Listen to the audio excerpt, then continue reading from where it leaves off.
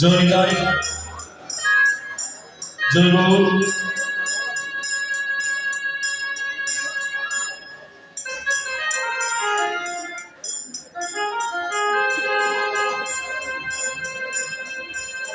উপস্থিত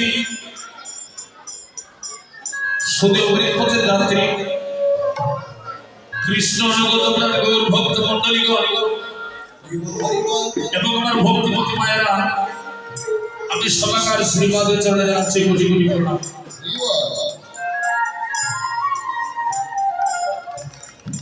আমি প্রণাম জানাচ্ছি আমার জন্মদাতা পিতা জন্মধাত্রী মাতার চরণে। আমি প্রণাম জানাচ্ছি অনন্ত কোটি বিশ্ব ব্রহ্মাণ্ডের অনন্ত অবতার অনন্ত কোটি সাধুগুরু বৈষ্ণব,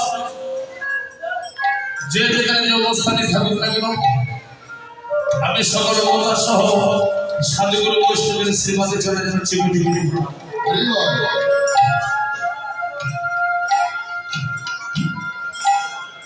আমি ভক্তিপূর্ণ প্রণাম জ্ঞাপন করলাম যাদের ভাগ্যের কারণে আজ আমরা সারা বিশ্ববাসী ভাগ্যবান হলাম।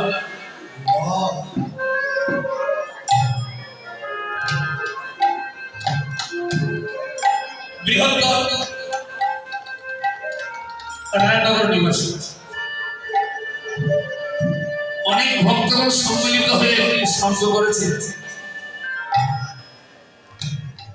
যে সঙ্গের নামকরণ রাখা হচ্ছে শ্রী শ্রী গীতা সংগঠন।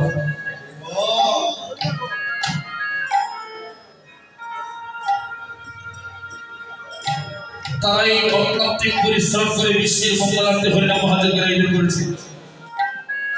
আমি সবাকার শ্রীপাদে চলে যাচ্ছি কোটি কোটি প্রণাম।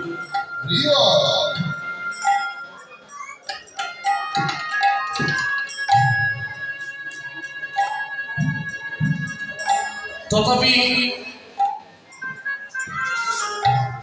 এই সঙ্গের মধ্যে আমার জানার মধ্যে হয়তো আপনাদের অনেকে সুপরিচিত এখানে উপস্থিত আমাদের শ্রদ্ধেয় পুরোহিত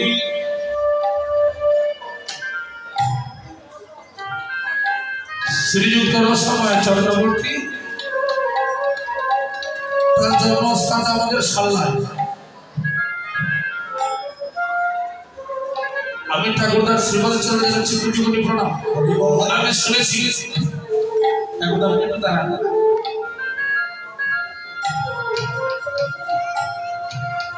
আমি কিন্তু বহু জায়গায় কীর্তন করি, স্থানে কিন্তু প্রথম এসেছি।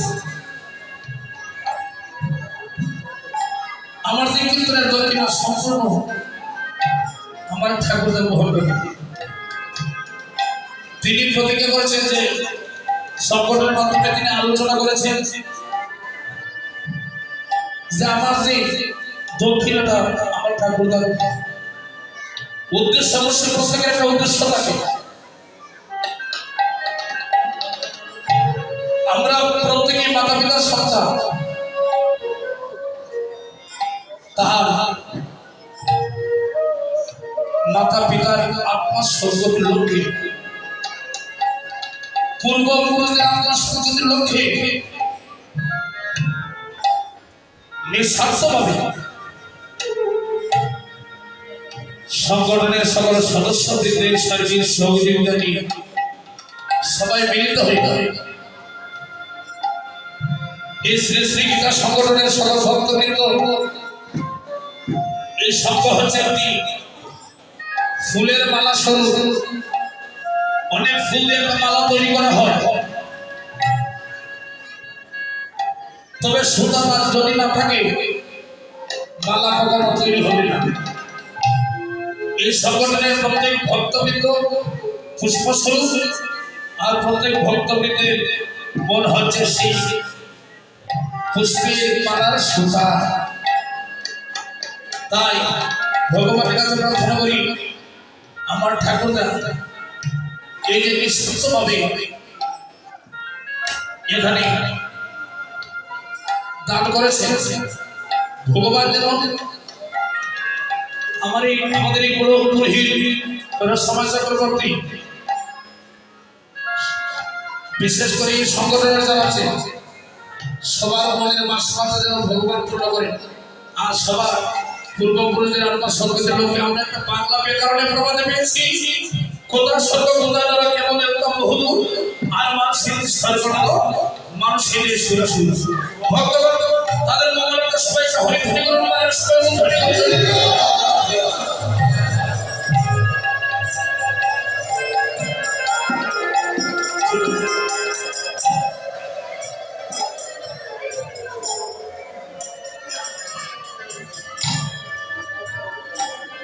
যার মন্দির ভাঙনে কীর্তন হচ্ছে শ্রী শ্রী বলরামের মন্দির, তাহার শ্রীবাদে চলে যাচ্ছে কোটি কোটি প্রণাম। আমাকে দায়িত্ব দিয়েছে অভিসার পরিবেশনা করা। শাস্ত্র বলছে মানুষকে প্রণাম করলে সে প্রণাম ঈশ্বরে মিলে সর্বশাস্ত্রে তাহার প্রমাণ পায়। আর কবি চন্ডিদাস যিনি উচ্চ করতে বলেছেন, তিনি সবার উপরে মানুষ সত্য তাহার উপরে। অনন্তমণি বিশ্বাসের মধ্যে সর্বশ্রেষ্ঠ জীব হচ্ছে মানুষ। এটা আমার মন করার কথা নয়। প্রতিদিন জীব সৃষ্টি করে ব্রহ্মলোকের ব্রহ্মা একদিনে পশু দিয়ে ব্রহ্মাকে বলছেন, প্রভু তুমি তো প্রতিদিন জীব সৃষ্টি করো, আমি জানতে চাই অনন্তমণি বিশ্ব ব্রহ্মাণ্ডের মধ্যে সর্বশ্রেষ্ঠ জীব। উত্তরে ব্রহ্মা বলছেন, পশু এই অনন্তমণি বিশ্ব ব্রহ্মাণ্ডের মধ্যে সর্বশ্রেষ্ঠ জীব হচ্ছে মানুষ। কেননা মানুষ বিভিন্ন ভাষায় কথা বলতে পারে, সুললিত করতে কীর্তন করতে পারে, সুললিত করতে বিভিন্ন ধরনের গান পরিবেশনা করতে পারে। এই কথা শুনে পশু বলে উঠেছে, প্রভু তুমি আমার অপরাধ ক্ষমা করো। মানুষ বিভিন্ন ভাষায় কথা বলতে পারে, সুললিত করতে বিভিন্ন ধরনের গান পরিবেশনা করতে পারে।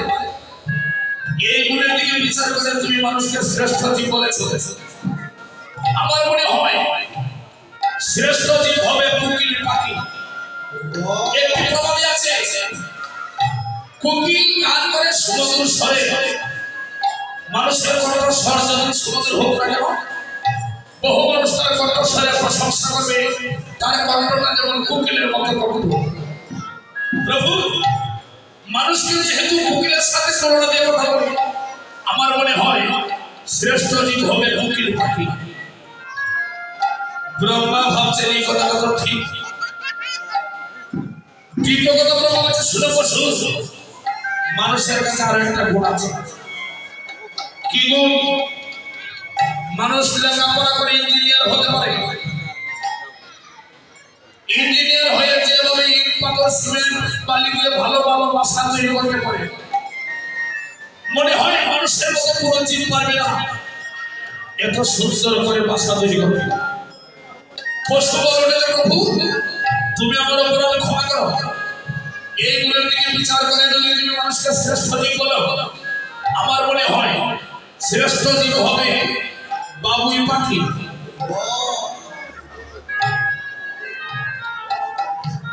বাবুই পাখি যেভাবে নারকেল গাছের শাখায় ঝুলন্ত অবস্থায় বাসা তৈরি করতে পারে, আমার মনে হয় কোনো ইঞ্জিনিয়ার পারবে না বাবুই পাখির মতো এত সুন্দর করে ঝুলন্ত অবস্থায় বাসা তৈরি করতে।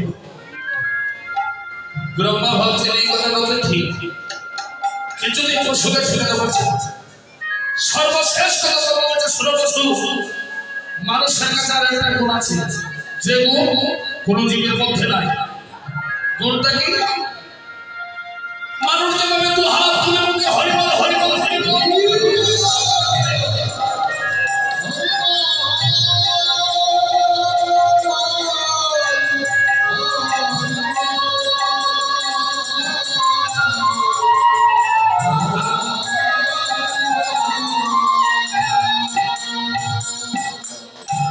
মানুষের মতো কোন জীব পারবে না দু হাত তুলে ভগবানের নাম নিতে।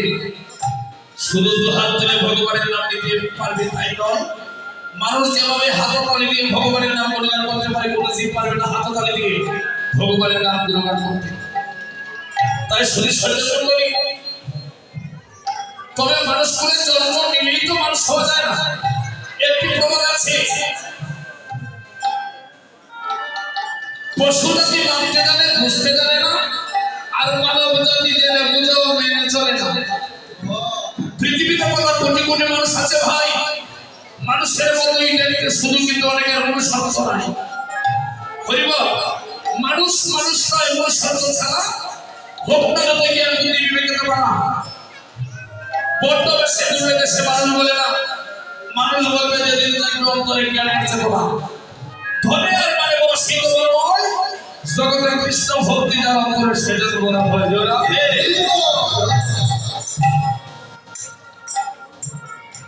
আজ সুখের ভিতরে পরিহার করি, আমার পিতৃতুল্য ভাতৃতুল্য মাতৃতুল্য ভক্তিতুল্য অনেকে এসেছে।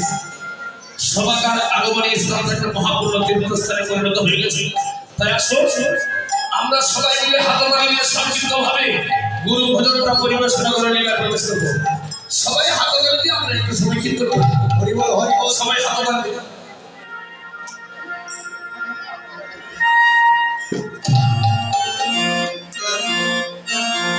সবাই হাততালি দিয়ে কীর্তন করব।